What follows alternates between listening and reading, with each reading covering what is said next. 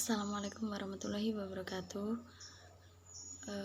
Kami dari kelompok 9 yang beranggotakan Saniatun Nafi'ah, Ulfi Nisaul Afifah, Windri Wahyu Arjeke ingin mempresentasikan makalah yang berjudul Kodifikasi Hukum Islam di Indonesia.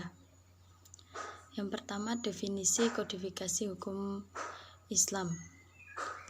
Kata kodifikasi berasal dari bahasa Inggris yaitu codification yang berarti penyusunan, antara lain hukum secara sistematis.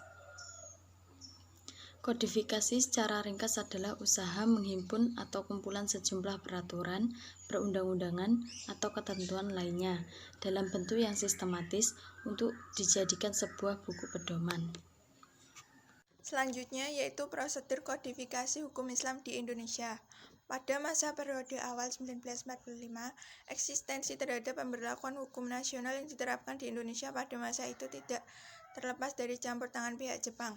Pihak Jepang memberikan banyak pengalaman baru kepada para pemuka Islam Indonesia, namun pada akhirnya mereka mengubah arah kebijakan dan membukakan jalan untuk kemerdekaan Indonesia. Mereka mulai melirik dan memberikan dukungan kepada para tokoh nasionalis Indonesia. Dalam hal ini tampaknya lebih mempercayai golongan tersebut untuk memimpin Indonesia di masa depan. Hal tersebut dapat dilihat di mana beberapa badan dan komite negara seperti Dewan Penasehat dan PPU/PKI kemudian diserahkan kepada kubu nasionalis.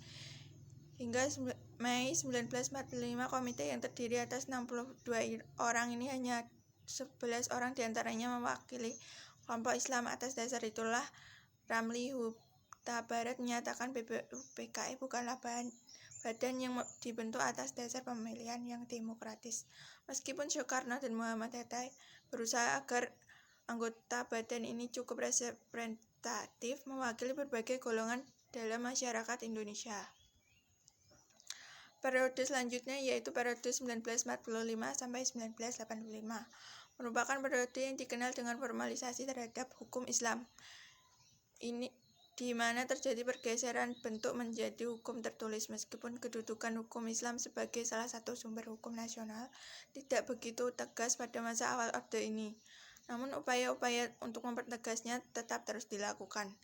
Hal ini ditunjukkan oleh K. Muhammad Dahlan yang menunjukkan rancangan undang-undang perwakilan umat Islam dengan dukungan kuat fraksi-fraksi Islam di DPR. Periode selanjutnya yaitu periode ketiga, periode 1985 sampai sekarang. Periode ini dimulai sejak ditandatanganinya surat keputusan bersama Ketua Mahkamah Agung dan Menteri Agama RI tentang petunjukan pelaksanaan proyek pembangunan Islam melalui jurisprudensi nomor 7 KMA 1985 dan nomor 25 tahun 1985 tanggal 25 Maret 1985 di Yogyakarta. Pembentukan kompilasi hukum Islam dilaksanakan oleh tim pelaksana proyek yang ditunjukkan SKP Ketua Mahkamah Agung RI dan Menteri Agama RI nomor 7 KMA 1985 nomor 25 tanggal 25 Maret 1985. Dalam SKP tersebut ditentukan para pejabat MA dan Depak yang ditunjuk beserta jabatannya masing-masing dalam proyek. Tugas pokok proyek adalah melaksanakan usaha pembangunan hukum Islam melalui jurisprudensi dengan jalan kompilasi hukum. Sasarannya adalah mengkaji kitab-kitab yang dipergunakan sebagai landasan putusan-putusan hakim agar sesuai dengan perkembangan masyarakat Indonesia menuju hukum nasional. Presentasi selanjutnya yaitu membahas tentang bentuk-bentuk kodifikasi hukum Islam. Pada praktiknya, kodifikasi diartikan dengan istilah kitab undang-undang atau wetbook untuk membedakan dengan undang-undang atau wet. Istilah wet atau wetbook dalam bahasa Belanda yang diterjemahkan ke dalam bahasa Indonesia dengan undang-undang atau kitab undang-undang, yang selalu mengacu kepada bentuk formal yang telah ditentukan dalam peringkat perundang-undangan yang berlaku. Para ulama mencoba menganalisa sisi negatif dan sisi positif dari kodifikasi hukum tersebut. Yang pertama, sisi negatif yang dikemukakan para ulama antara lain kekakuan hukum, ijtihad jadi beku, dan munculnya taklid baru. Yang kedua, sisi positif dapat diambil dari adanya kodifikasi hukum Islam, seperti memudahkan untuk merujuk hukum yang sesuai dengan keinginan. Ide kodifikasi hukum pertama kali dicanangkan oleh Abu Muhammad Ibnu al-Muqaffa pada tahun 103 sampai 139 Hijriah atau 720 sampai 757 Masehi.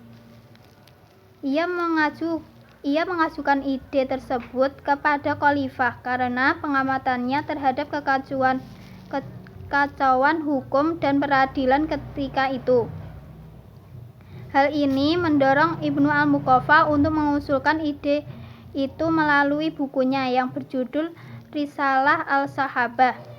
Ide kodifikasi hukum Ibnu al-Muqaffa terrealisasi pada tahun 1293 Hijriah atau 1876 Masehi, yang mana disebut sebagai Majalah Al-Ahkam Al-Adliyah, yang diberlakukan kepada seluruh wilayah yang dikuasai oleh Turki Utsmani pada saat itu sampai pertengahan abad ke-20. Adapun beberapa tujuan yang hendak dicapai dengan ide kodifikasi tersebut antara lain untuk memberikan batasan yang